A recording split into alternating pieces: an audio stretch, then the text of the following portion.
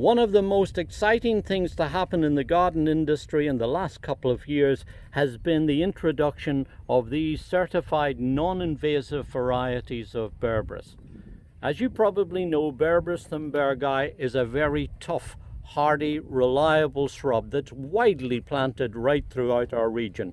People love the fact that it's easy to grow, very reliable, puts up with a variety of different soil types, and in today's world very important in that it's not normally browsed by deer. But unfortunately in some areas it has become invasive, particularly the regular species. So when Dr. Mark Brand set out 16 years ago at the University of Connecticut to develop sterile varieties, we were very interested. Then, after 10 years of testing in the field, where he planted them out with 65 other varieties to test to make sure that they really were sterile, it was exciting whenever we finally managed to get hold of these two varieties.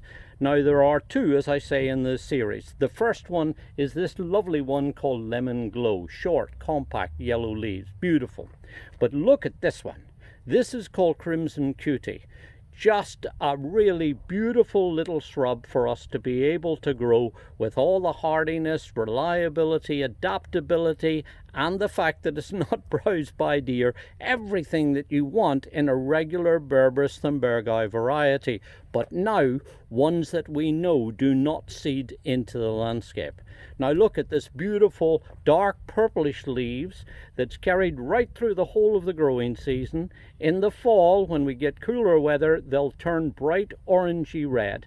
And of course, like the other Berberises, it is easily trimmed. It can be planted either as a single specimen, can go into a bed so that you have mass planting, and also, just like these three plants are here, you can plant them in a line and make a little low hedge out of them.